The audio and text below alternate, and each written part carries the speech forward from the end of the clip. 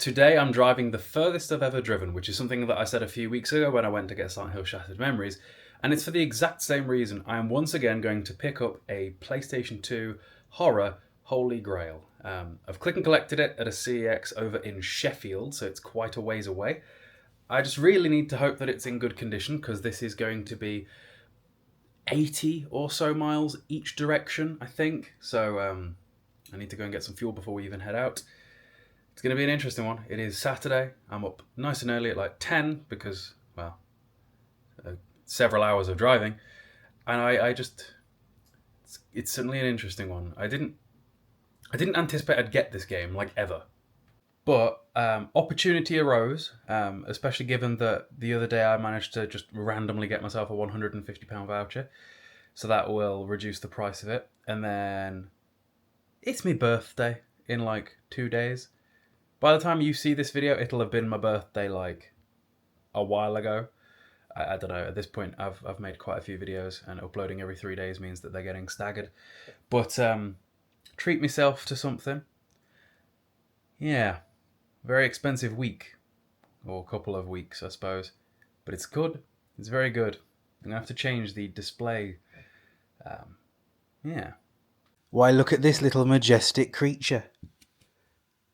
Hello. What's wrong with your face? Why are you hiding from the camera? What are you doing? Hello. It's so funny how she crosses her little arms. Look at you crossing your little arms. Have you got a little business meeting to go to? She does this when she's sat in bed. She'll sit there with her front paws just sort of crossed over. You are the definition of a silly sausage. A little silly sausage. That's what you are. When we got her, right, the breeder, and he had so many dogs that it was almost like I didn't like how many dogs he had, sort of thing. He was like, oh yeah, Dachshunds don't like being on their back. Meanwhile, little Rubester here, the little lady of the night, defaults to being on her back with her legs open. All right, let's go for a wee. Come on, I've got to go. Right, Ruby's had a wee, got my food. In fact, got coffee. I don't even like coffee, but we need coffee because I don't get up early, ever. But hour and a half, 80 miles, maybe. Let's go.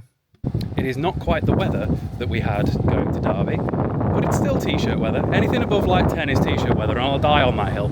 It's also windy. But I'm about to go and fit in at CEX because I forgot to bring a drink with me, so I'm going to Tesco to get a can of White Monster before I fill my car up, to then use half a tank to get a PS2 game. I live a bit of a weird life. Couldn't have imagined this is how it was going to go. Let's go. Okay, we officially fit in at CEX, so we're allowed to go now. Let's fuel up and begin. Right, so I have arrived in Sheffield. My right knee is a little bit achy. I desperately needed a piddle, so parked up at a big Tesco, going for a wee, and then on foot sat-naving like the other day. Shouldn't take too long. This car park is nowhere near as busy as I thought it would be for a bank holiday weekend at a Tesco superstore. When I was fueling up back in Stafford, that car park was rammed. And I would have thought that Sheffield being an actual city versus like Stafford, well, being Stafford and just full of crackheads, that would have been alright. Speaking of crackheads, literally driving on the way, 3 crackheads jump out and go, sorry. If you'd give them a chance, they'd have licked me bonnet.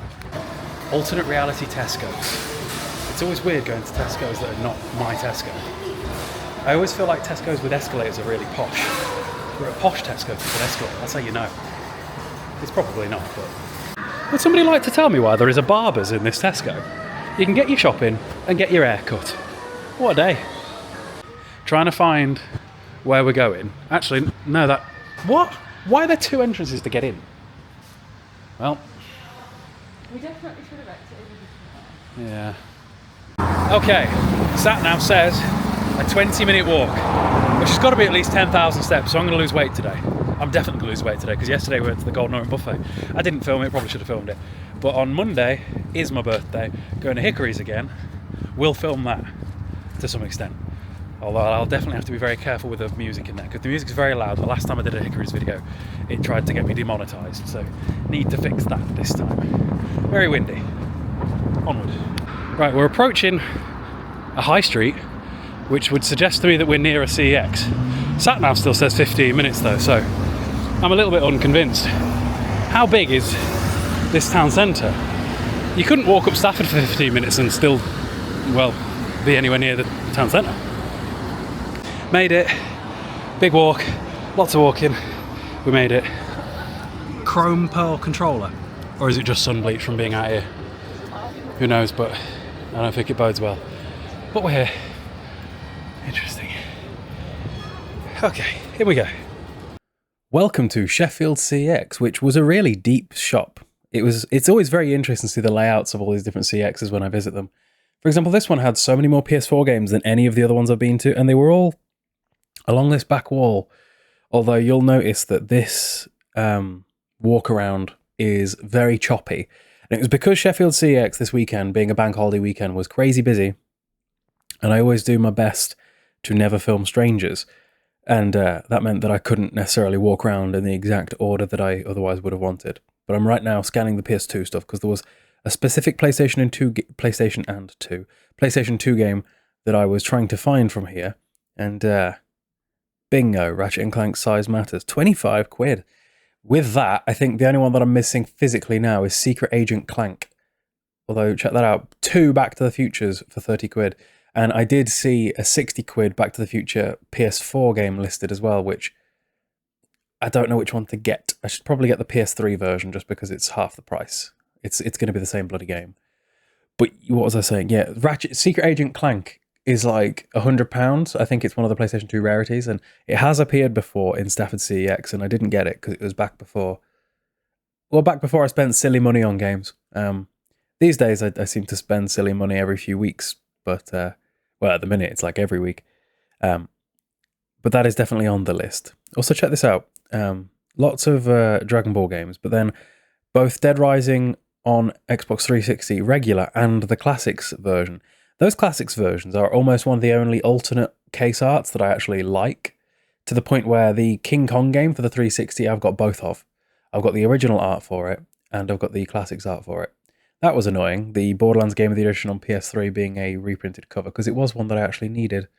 Along with Devil's Cartel, because mine's not a reprinted cover, but the spine is a little bit damaged, and it is like an £18 PS3 game, so it's a bit annoying that is the case. But yeah, look, why have they got so many Call of Duty World at Wars at this CEX, by the way? Did you see how they had legitimately about 20 of them in a row there? I don't quite know what's going on. But yeah, I'm making my way around this CEX in a very, what's the word? Illogical pattern, just walking backwards and forwards to wherever the people are not, basically, because I was struggling to get the clips. But we make do. We're definitely making do. And it ended up being a very successful trip, although it was very alternate reality in here. The music was like something out of like a mariachi band. Usually it's sort of more emo music, but today, not the case, and I don't really know why, but I've got my game, and they messed up. I'll tell YouTube, I won't tell TikTok. I paid for without a manual. It's got a manual. The difference in price between with and without a manual is nearly £200 for this game. So I've paid way less than I should have done for this. That's mad. I spotted it before we left, but I'd already paid for it, so there's not a lot I could do. Now I'm having a cheeseburger because, well, we drove all this way, we need food, need sustenance, and then yeah, win. Apparently there is a video game museum somewhat nearby, so we're going to go have a gander to see if we can find that. This doesn't look that fancy. This doesn't even look open. This doesn't look like there's anything inside it. I don't know if this is a go, you know. So instead of going to the National Video Game Museum, we've gone to the Holy Grail, which is B&M, because I want a can of Pepsi for the drive home, because I need my lifeblood. Alright, back at Tesco now. Just need to get another drink, and then we're off.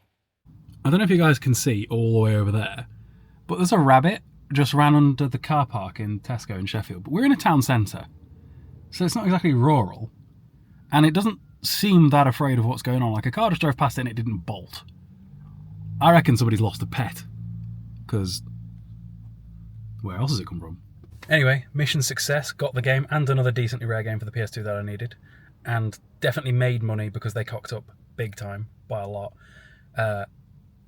Now the hour and a half drive home, 160-mile round trip or something like that, and then we'll show you what we got. I made it home. Let me show you guys what I picked up today and the big win that we had that was a complete accident. I don't know how this has happened, but let's do it. So, first game that I picked up because it's decently rare and I needed it for my collection of Ratchet games is Ratchet and Clank Size Matters. But of course that was not the purpose of today. The purpose of today was another PlayStation 2 Holy Grail PlayStation Rarity with Michigan Report from Hell. Now, I paid £400 for this for it to be the non-manual version because it's so rare. I've never seen it with a manual. And I was like, you know what? I've got this big voucher. Let's go for it. However, it's got a manual. The manual version's £525. Yay. The only other thing is, it hasn't got a sticker on it because CEX took theirs off. So I'm going to have to get a sticker printed for it. But I'm calling that a win. I'm calling that a big win because now, just check out this little pile that I've got building up here. So I've got Michigan Report from Hell, Silent Hill Shattered Memories from the other day, Silent Hill Origins, which I need to get a sticker for as well, Clock Tower 3, the Silent Hill Collection, Kuon, and Rule of Rose. Basically, ignore Clock Tower 3 because it doesn't really fit in this thickness of games. But these are some of the most expensive PlayStation 2 games on the system. There's easily well over a grand's worth of game just there alone between Kuon and Rule of Rose. We're probably looking at closer to 2 in the pile between about, 6 games or so. It's mad. Now then, it's 9 o'clock and I've got nothing to eat. So I need to get that figured out. Give me a little bit. And then I'm off to play Lies of P because I've been playing through that recently. Okay, it has been days now since I visited to get Michigan Report from Hell. And of course, being a click and collect, I don't have a price sticker for it. So I called in the favours that I always do at my local CEX, where they'll give me stickers for games I've bought if I don't already have stickers, because it takes them no time at all to get them printed. So now, check this out. This is going to hurt some collectors' minds, I'm sure, but trust me, this is how the money's made. If you don't do this, you don't make the money. Not over on TikTok anyway. I've got the Michigan Report from Hell sticker to put right on there at £525.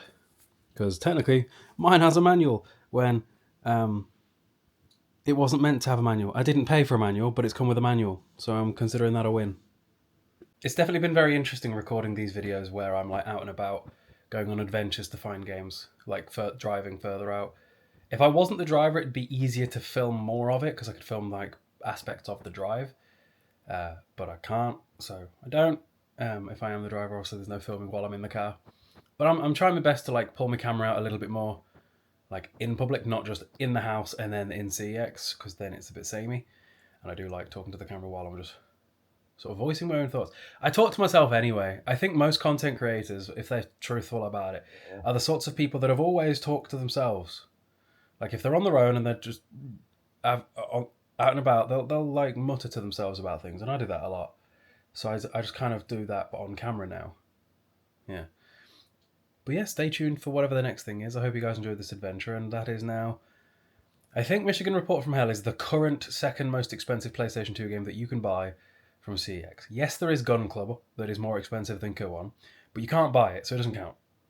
Never, ever, ever has any version of Gun Club been in stock at CEX, so I don't count it.